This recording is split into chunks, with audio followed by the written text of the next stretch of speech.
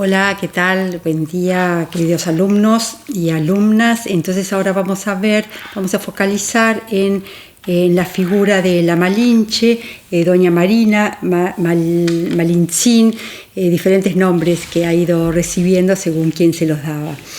Entonces, lo que les propongo es que revisemos las diferentes representaciones que se hicieron sobre la Malinche, focalizando o revisando tres momentos claves donde esta figura fue reescrita, reinterpretada. En principio, durante la conquista mismo, es decir, cuando ella actuó.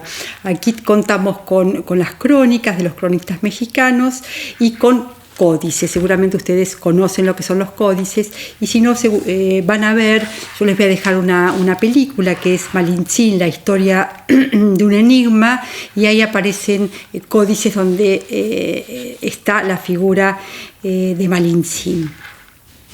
Entonces estábamos comenzando diciendo que el primer momento donde se representa a la Malinche es durante la conquista a través de los cronistas y de los códices. Bernard Díaz del Castillo, Margot Glantz es quien ha trabajado con estos cronistas. Tampoco vamos a abundar demasiado, ¿no? Pero Bernal Díaz del Castillo, en la historia verdadera de la conquista de la Nueva España, la menciona como alguien clave durante la conquista, como alguien que se destacó, como alguien importante. Ella es la lengua, es decir, es la traductora. Malintzin era de origen náhuatl, pertenecía a la comunidad mexica y sin embargo, incluso una familia noble, se supone, aunque se desconoce, es una figura que no se tienen tampoco tantos datos, ¿no? Y fue vendida a un señor noble maya. Entonces de aquí que ella conociera y manejara ambas lenguas, el náhuatl y el maya. Entonces, cuando los mayas procuran, a la llegada de Cortés, procuran negociar con él y establecer la paz y la convivencia, entonces le obsequian como presente, entre otras cuantas cuestiones, le obsequian 20 mujeres. Entre ellas va a ir Malintzin, Doña Marina. Este tipo de obsequio, de intercambio, era bastante común entre las tribus, entregar a las mujeres para acordar la paz, para sellar amistad entre las tribus. Entonces, repentinamente, si bien Cortés tenía un traductor, que era Jerónimo de Aguilar, quien conocía el maya, porque Cortés llega primeramente y se contacta con estas tribus mayas, pero posteriormente va a ir estableciendo contactos y alianzas con las tribus que están bajo el imperio mexica, y a este imperio ellos le rinden tributo, están sometidos. Y entonces estas tribus van a empezar a negociar y a establecer alianzas con Cortés, porque evidentemente los mexicas eran sus enemigos primordiales, y pensaron que Cortés podía ser una vía para liberarse de los mexicas, de los tributos que tenían que pagar y de la entrega de los varones de sus tribus para los sacrificios.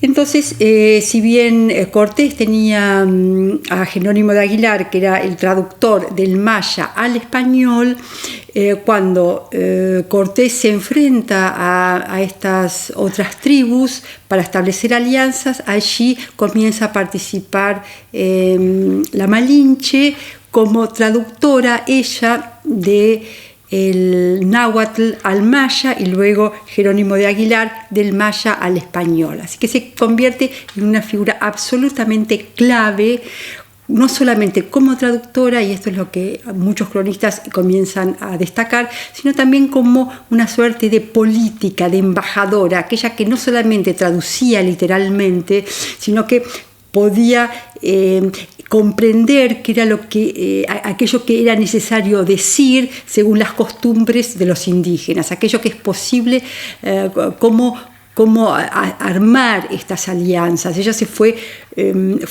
constituyendo, fue ocupando un lugar verdaderamente de una política, de una embajadora.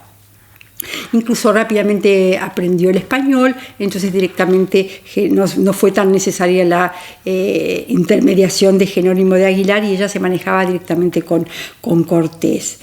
Bernard Lías la llama entrometida, bulliciosa, o sea, alguien muy, muy activo que, como dije, va a ser una persona clave. Es interesante cómo aparece en los códices coloniales, porque allí a veces tiene connotaciones de una divinidad y también aparece con el signo, que ustedes lo van a ver, que es como un rulo que sale de la boca con el signo de la palabra. Lo que no era común en las mujeres, que las mujeres indígenas ocuparan un lugar tan central y utilizaran la palabra. Esto va a ser un elemento que luego va a ser reapropiado, ¿no? Por el feminismo chicano, esa capacidad de la mujer de llevar a cabo una empresa, de ser activa y de emplear la palabra.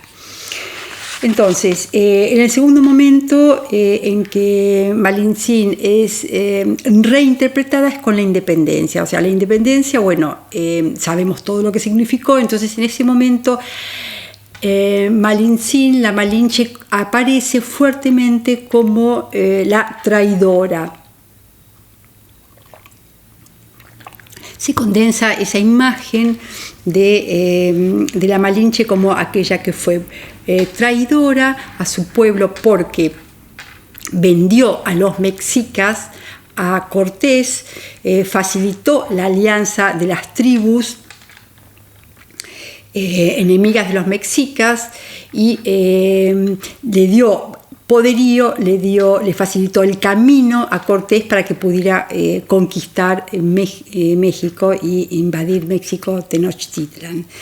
Entonces apareció como la traidora y también como la figura del amante de Cortés, con lo cual, bueno, acá surge esta idea de la entrega de un cuerpo y que también se asocia con la conquista como violación.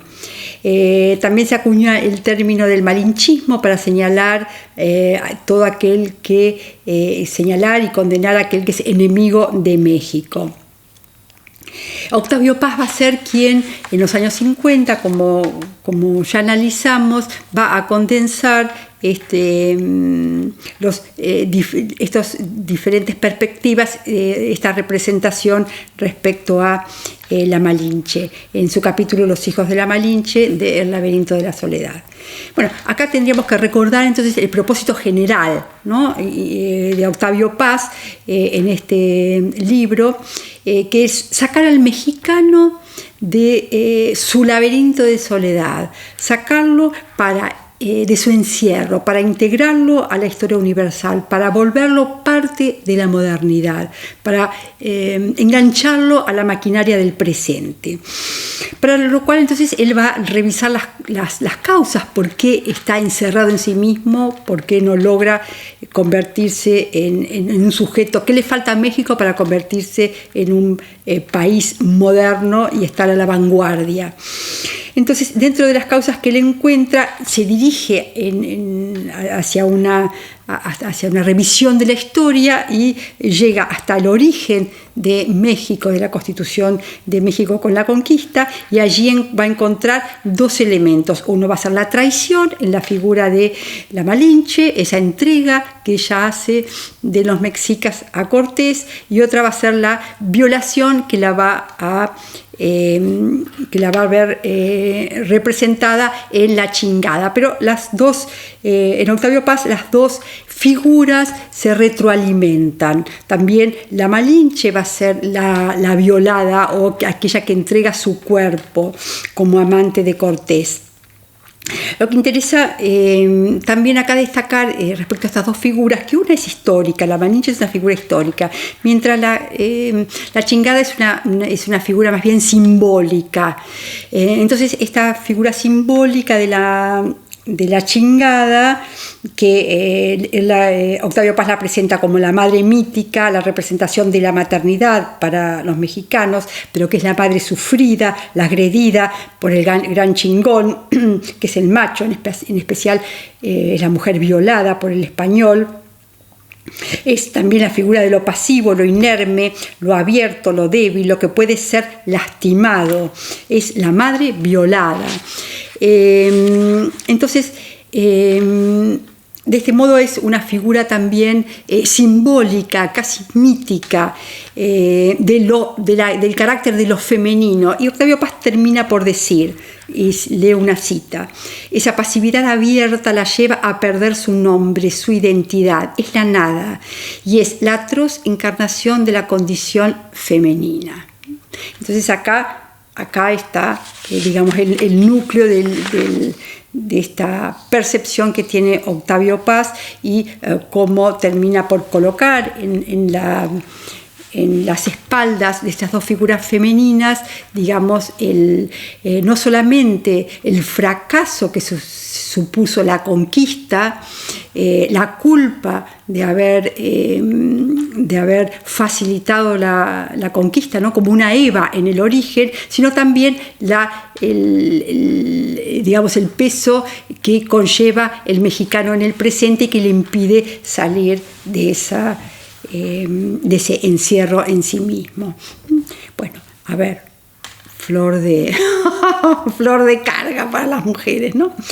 Entonces, como un tercer momento tenemos el feminismo, tanto el feminismo mexicano como el feminismo chicano, que han recuperado y reinterpretado a la Malinche, la han convertido en una bandera feminista que por esa capacidad, por esa actividad que ha desarrollado, por esa capacidad de ser una lengua, y entonces es el principio del mestizaje, es un puente de entendimiento entre ambos universos. Hay una frase con la que Anzaldúa de entrada invierte la cuestión de la traición. Es una frase que dice: "Not me sold out my people, but they me". Not me sold out my people, yo no vendí a mi gente, but they me, sino ellos a mí. Recordemos que ella era de origen mexica y fue vendida a los mayas. Entonces acá invierte esta cuestión de la traición.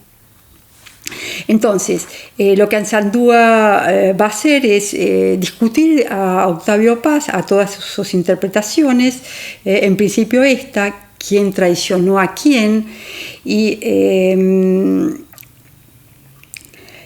entonces va a ser también aquella mujer que va a poder levantar, que va a ser un ejemplo de una voz que se levanta, una mujer que habla, ¿no? Hablamos de los códices donde aparece esta capacidad de la mujer de hablar, y como Malintzin aparece, ¿no?, con la palabra, con el signo de la palabra.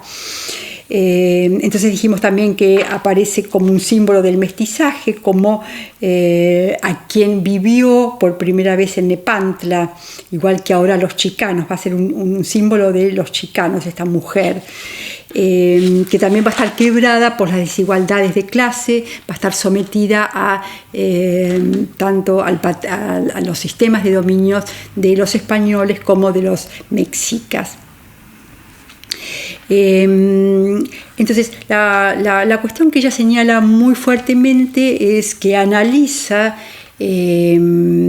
cómo el Estado mexica, antes de la llegada de los españoles, se constituyó en un Estado guerrero, en un Estado conquistador, en un Estado militar, y cómo fue esta conquista de las tribus que estaban cercanas al Estado mexica, estas tribus que fueron sometidas y a las cuales se les exigía la entrega de hijos varones para el sacrificio, se les exigía tremendos tributos, se violaban a sus mujeres. Entonces, como esto fue creando una animadversión, un rechazo de estas tribus hacia lo mexica, y eso fue, dice Gloria Saldúa, lo que provocó